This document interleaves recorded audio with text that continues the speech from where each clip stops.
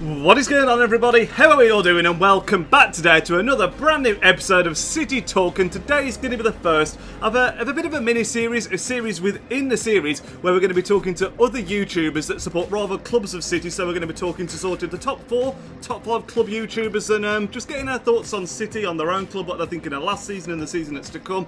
But with what's gone on this week with Kyle Walker, there was only one place to start really, and that is Tottenham. And for that, we've of course got with us Max. How you doing, Matt? Welcome to the channel. You well? I'm very well, mate.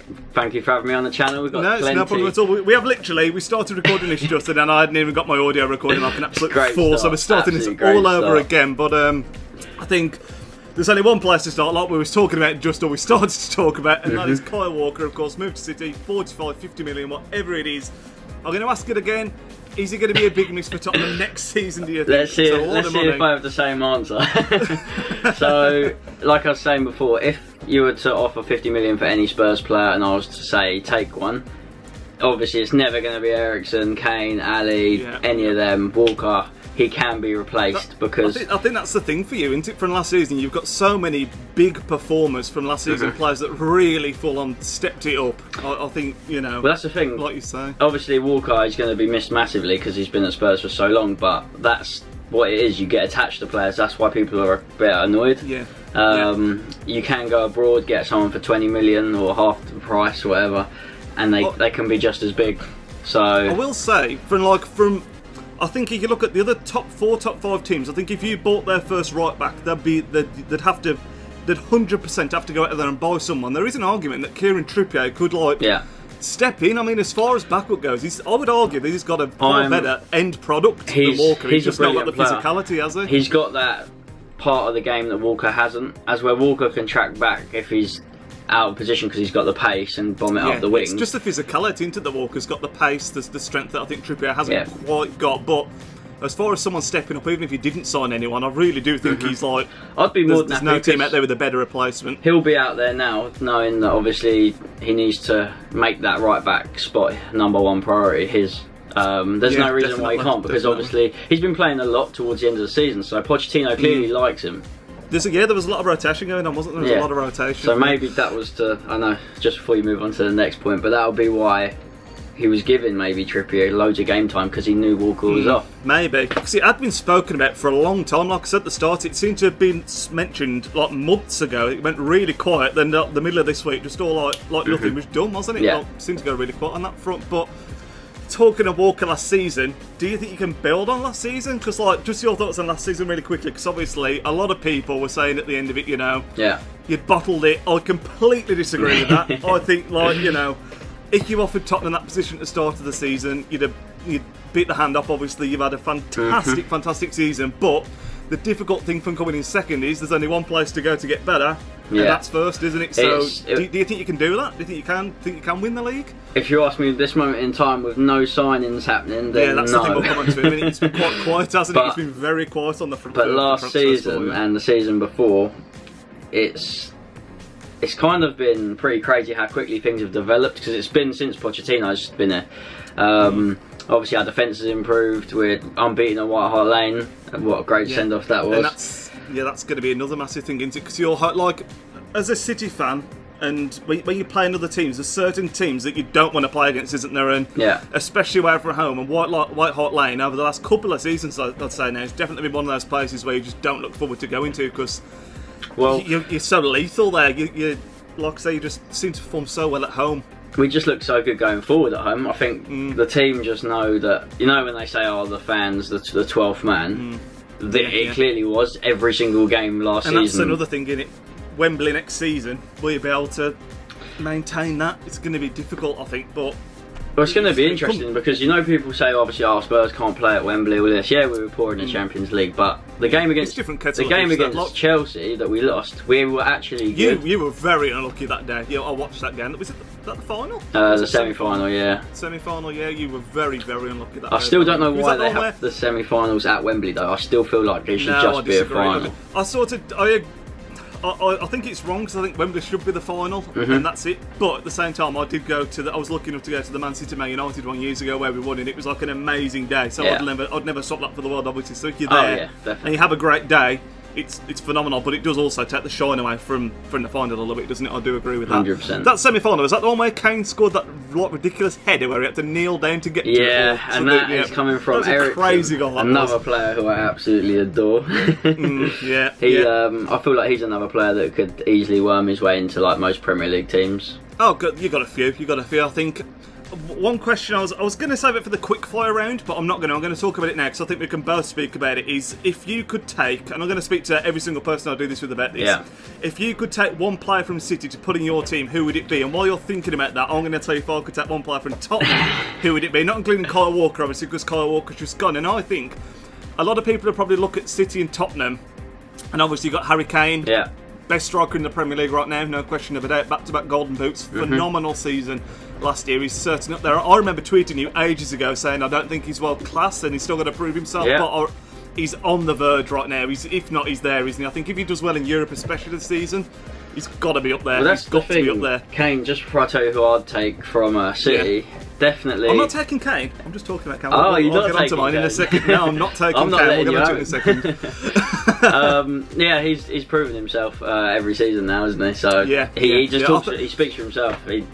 I think the true test of a player, I think when you first burst onto the scene and do well, that's one thing, but then you become a marked man and then it gets more difficult. So when you're doing it season in, season out, like the likes of Aguero have done, like the likes of Sanchez as an Arsenal, Van Persie when he was at Arsenal United, Kane now has done that season in, season out. But I wouldn't take Kane. Ali is another one that a lot of people would want, but I don't think that's where we're lacking in the attacking midfield position. I think if I could take anyone from Tottenham, it would be Toby Alderweireld. I think he's the best centre-back in the Premier League right now, without a question of a doubt.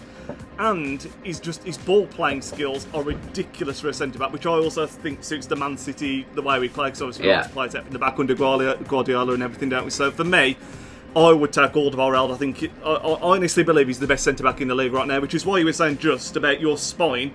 You know, Laurie, Alderweireld, Ali, Kane. It's an unbelievable spine. That's why we are where we are, because of Toby. Toby, Lloris, you know, those players. I mean, Vertonghen's not bad, but like, Alderweireld for me is that next level. That's the thing, Vertonghen's another player who could easily get in most teams, but when he's playing with Toby, because obviously they're both Belgium, the chemistry is just there. Yeah. So, mate, it'd be there at City, we've got company, it'd be fine. Oh, mate, it would work. No problem. I'd take company, just put him in the back three. I love him. He's just injured all the time, isn't he? I love him, it's I hope he stays fit this season, but I still think we need another centre-back for when he inevitably does get injured. But who would you take from City? I had a bit of a think about it. There's two players who come to mind instantly, just because I feel Spurs obviously need a bit of pace, so I love Sané. Yeah, see, I think it comes down to what you need in your team as well, doesn't it? Like, if we need a striker, I'll be taking Kane 100%. And I would love Aguero, just because I feel we need another striker that's already on the scene and people are scared of.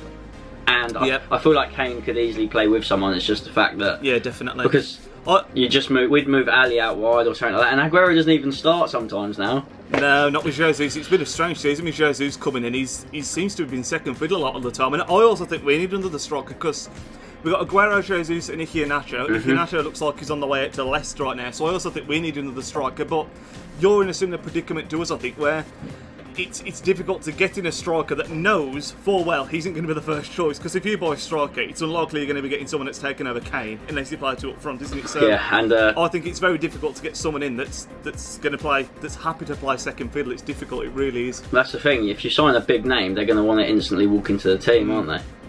You've sold. I saw earlier today, not that he was ever going to get in contention as well. I think you sold Clinton and G. I think a fee's just been agreed, hasn't it? I saw on Twitter not long ago. So he can, like, honestly, his name doesn't even bother me. Like, just go. It's one of them. You forget he's even there, don't you? After a while, after he's been gone. But now who have you got up front now? You've got Kane. Literally got Janssen, who obviously didn't set the world a lot last season. I think that's fair to say. Bit of a penalty merchant he became in the end. But we've got Kane, Janssen, and obviously then you've just got the youngsters. There's literally no one. We've got Onoma, who had a good he's a very promising player, isn't he? Tournament of England, but with England he's playing it's the classic thing. Like I say, you need someone. If Kane was to get injured, it's difficult, and it's like for us with Aguero. Obviously, we've got Jesus, but I still think the one thing about selling Iheanacho I quite like him because I think if something did happen with Aguero and he did get injured, my camera's restarted. Let me just pop that back on. I think he's an all right player to bring in, isn't he? He's okay. He's that stature where I think he could do a job, maybe, even though he's obviously nowhere near it. I'd take Nacho. The trouble is, when he's come off the bench for us, I think he's looked fantastic. But when he's started games, he's not looked quite as good. And as soon as Jesus came in and started playing, you could tell he's that cuttable. It's funny you say that about coming off the bench, because Son was exactly the same. Son. Mate, I love Son just for FIFA. Like, he's an absolute monster. I know, why is he that good though? Why is he that good on FIFA? He shouldn't be that good. His shooting is a joke. But do you know, he's on those in real life, so he was in that triple that got 20 goals this season or more. And the amount of chances he has. I was saying to... I would say the same for Aguero. Everyone lays the plaudits on Aguero. For the amount he scores, he misses a lot of chances as well. He does miss a lot of chances. Like, Son could easily bag 25, maybe even 30, because I see him... He'll score like 1 in 4 chances. And that might be what some people say. We were talking about another striker. Perhaps if you look at that, Son could be your other striker, couldn't he, easily? But then perhaps you need a winger, which is where your boy Lamar comes in, which is someone that you know you're very keen on, aren't you, yourself? Just looks unfortunate. Unfortunately, we're not going to get him. He's French, isn't he? So he's obviously going to got linked with Wenger and that Wenger hookup that he seems to have on every single French player. It's ridiculous, isn't it? Really, it's just funny because it's like everyone's desperate now. So whoever we get linked with, there's a propaganda or hashtag going around Twitter, like instantly. The thing that annoys me with the transfer window, to be honest, is the money. Because I think, especially now that you've received your £50 million for Kyle Walker, as soon as you go in for anyone, because I've experienced this from a City point of view, because obviously when we took over, it was like, oh, it's Man City, add another 20 million on top, add another 10 million on top, because we know you can afford it. And I think you'll probably encounter something similar, because you've got the 50 million for Walker. Well, they'll be like, you've had 50 million, you can afford it, you know. It's like the Ross Barkley situation. So Everton, obviously, didn't they reject 40 million? No, that was something else. My bad for Sigurdsson. But is Barkley even that good? They're going to know that obviously we've got 50 million for Walker, so they're going to be like, right, 50 million for Barkley. And there's no way, because he wouldn't even start. So I'm not paying 50 million for a player that's not going to start. And you don't know, like, he's a good player, but he's not a great player. He's like a player, another one that's been thrown around with a massive transfer fee lately, Sigurdsson, isn't he? He used to play for Tottenham. He's a player that I also absolutely love to watch. His free kicks are phenomenal, aren't they? But did he do well at Tottenham? I know you sold him on, but obviously he's done phenomenal at Swansea. I don't ever remember him setting the world alight at Spurs. Maybe he's just one of those players where it's like big fish, small pond kind of player. You know, these players that do really well at like the lower down teams, but when it comes to a bigger team where they're not the main man anymore, it's because the times where like Bale was obviously involved. He just never really got a look in. Didn't get the limelight. So every now and then it'll come up on my YouTube, like, you know, you've not watched something for a long time, it's like, watch it again. It'll be like Gareth Bale season highlights from I don't know what year it was now, but when he was at Spurs, those goals, ridiculous. Some of the goals he scored. Like, was it? I think it was the one against, I want to say it was West Ham, and he picked it up from it. It seems like 50 yards. In like the 89th minute. Absolutely just pinged it top bins. It's ridiculous. The other thing that's weird as well with Tottenham Man City, I think we've developed a little bit of a rivalry over the last few years, because since we took over, we've often been competing for the same thing, haven't we? Like, there was a time where we were toth competing for top 4 when we just took over, and it was that strange thing where you beat us to it the first time when Crouch scored, I think, against us to win it, and that was the year where Bale had that game against Inter Milan that proper burst him onto the scene, wasn't it, as well? I'd literally just watched that this morning, the Bale against Inter Milan. It's crazy. That was like when he burst on, wasn't it, like I say? But then the next season, we beat you to it, and Crouch scored an own goal, I think. So we've been like competing on similar fronts for the last few years, which is quite strange, because I think we both obviously come up from teams that weren't traditionally expected to be competing, weren't we? I mean, obviously the rivalries are just anyone now in like the top 6. I really think, like, doing this mini series, I'm struggling to think, do I get a Liverpool person on, a Liverpool team that compete for the league? It's on a good season, there could be. It just depends who people sign. Well, look at their players that are signing, and if they go sign that Cater as well. Oh man, that'd be a good signing for them. Be a big signing. Well, would it all? It's difficult. He's had one good season in the Bundesliga. Coming to the Premier League is a different kettle of fish. It's always difficult to say, but he did look good for Leipzig. He did look very good. But my next question, before we go into the quick fire, because this is already, it's easy to get carried away with these. It's so easy. Where do you think you're going to come next season, basically, and who do you think you need to buy to take you to that next level? So, I'm going to give you a quick fire question about transfers in a second, but I'm going to say, so firstly, where do you think you're going to come? And secondly, if you could realistically sign, you know, a couple of players, who would they be? Who would you pick up? Alright, so I've said since we moved to Wembley, I'll be happy with top 4. Yeah. Just because I want to cement that Champions League again. If you can retain it, that is certainly an achievement. Because like I say, it's difficult because there's only one way you can go to improve, obviously, and that's... Because like you said, people will say, oh yeah, we've come third, second or whatnot. You need to build on that, but building on that is if you've not won the league, I think second, third, fourth, it doesn't really matter what order you're in there, does it? I mean, and they have to qualify if you're coming fourth, and there's obviously pride at stake if you're finishing above a rival. But realistically, second, third, fourth.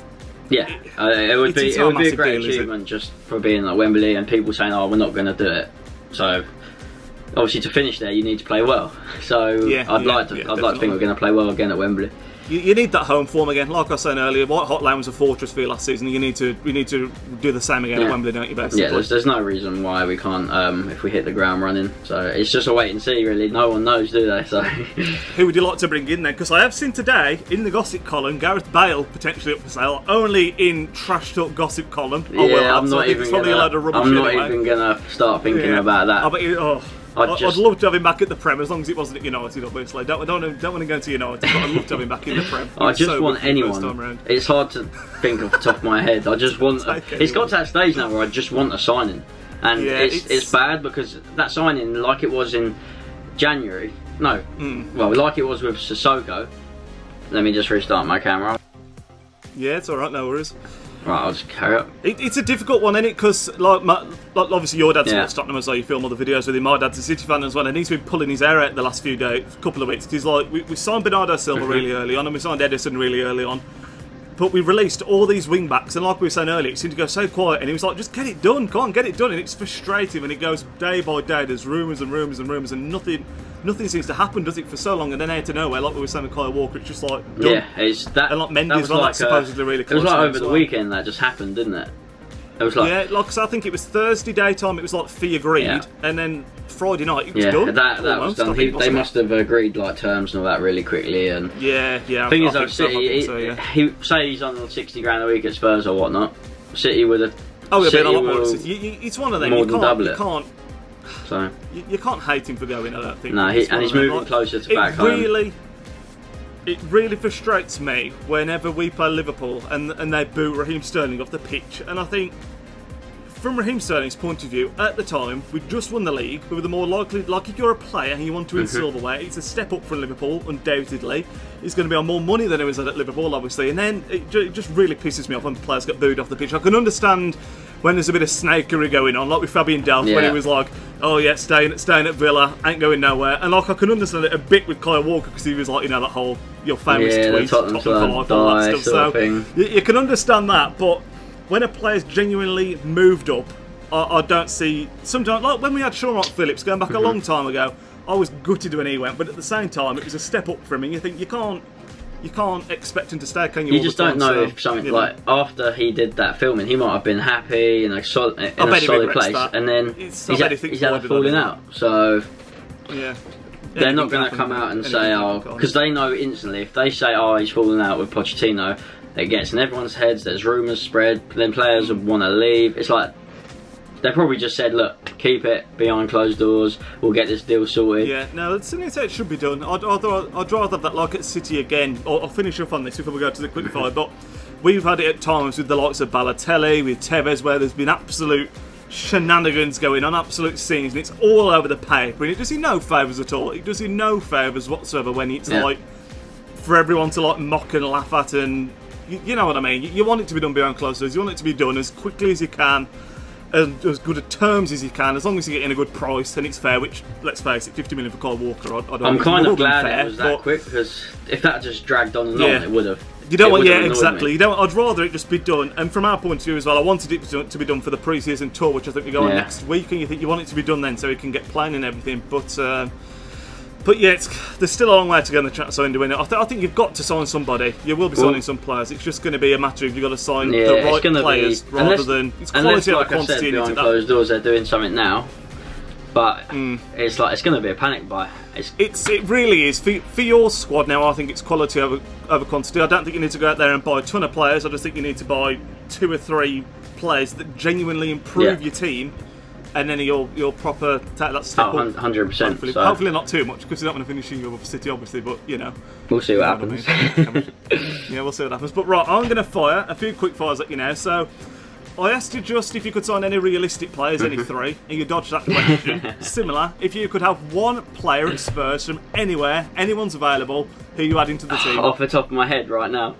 Yeah, anyone. You can have anyone, Ronaldo, Messi, Neymar, anyone. Obviously they're obvious too, but I'm going to say like someone like Griezmann.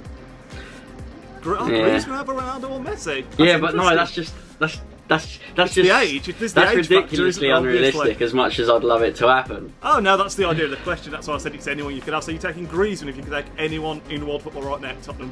You're making me feel like I should pick Ronaldo now.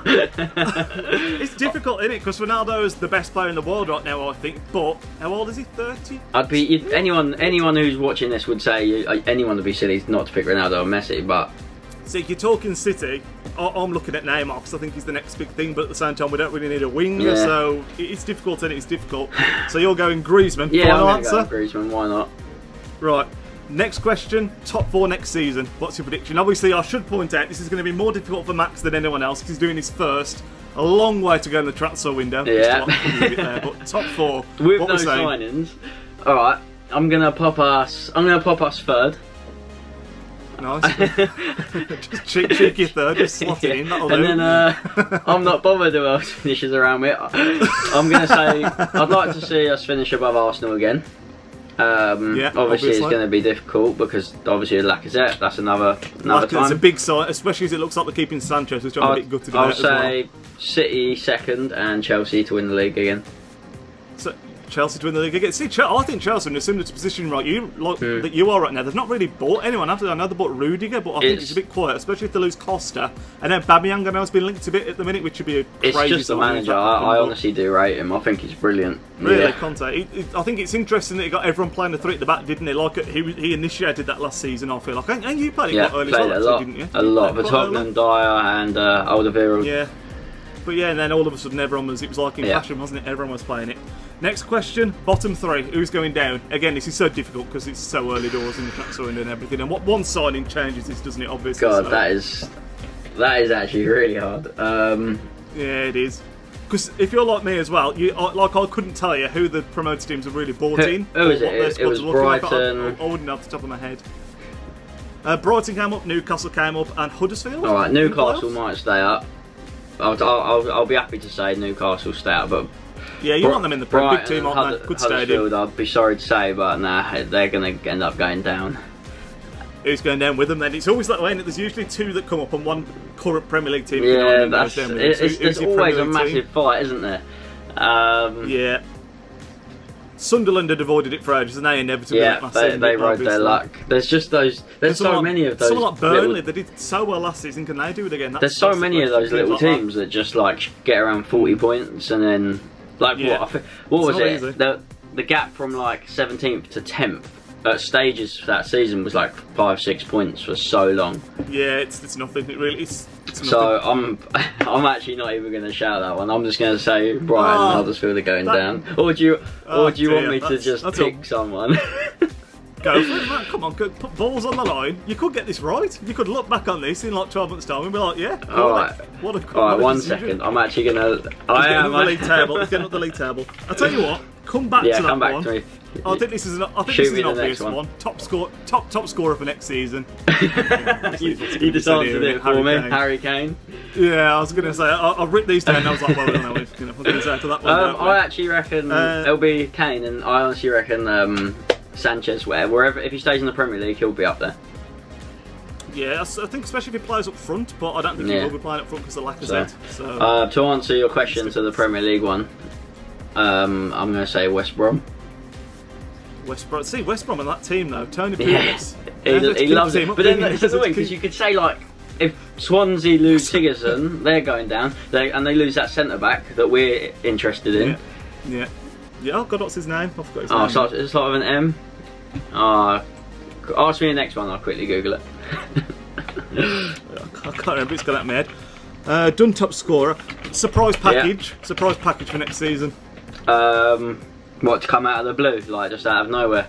Yeah, just like seem to do well, like you would Leicester, obviously Leicester a couple of seasons ago. I'd like. Oh, could you say Tottenham were last season? I don't think Tottenham were that much of a surprise package. We were just at that stage for a long time where it had to happen eventually. Yeah.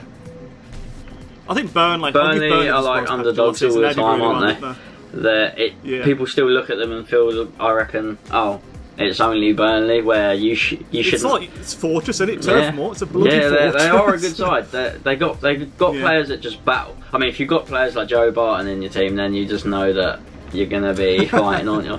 So. And then the last one. Have you got that player? What's his name? It's annoying. What's his name? Ask me the next one that hasn't come up. The last one I was going to ask. It's gone out my head now. What was the last question here? It's gone. It's gone. Oh, best signing so far out of the Premier League teams. Or we'll do two: best signing in the Premier League and best signing outside. Have you followed much of the outside of the Premier League ones? Not really. I've literally just been focused on Tottenham just because I just want us to bloody sign someone. Surprising. I think the standout ones: James Rodriguez, loan deal to buy him in. It's a big one. Taliso to buy him in. 35 million, that one, wasn't it? Yeah, is that not a steal when you consider how much like Sigurdsson's been away with? Ridiculous. Absolutely ridiculous. Then you've got Douglas Costa on loan to Juventus. Weird one. Could be a great signing. Like, I'd take him at City any day of the week if we needed a winger. Douglas, like Spurs. We've been linked to him, but I think it's just rumours. So who's it? Premier League then so far? Best signing. The best signing in the Premier League. I think the main ones, off the top of my head, you got obviously Walker, Lacazette. Rudiger's got a big one. Lukaku could be a big one. See, Lukaku, I honestly don't feel like. Yeah, he's a massive player, massive signing, but I don't feel like he's going to be. He's no improvement on last season. I don't think he's any better than Lacazette's I really don't. But obviously, I'm very biased on that. Lacazette's a very big name. I tend to agree with you, just because I think it's what Arsenal have needed for a long time. They've needed a world-class striker. Whether he's world-class, so we'll see. We'll see. If Sanchez stays, then those two could be like unbelievable. And then obviously you've got Ozil.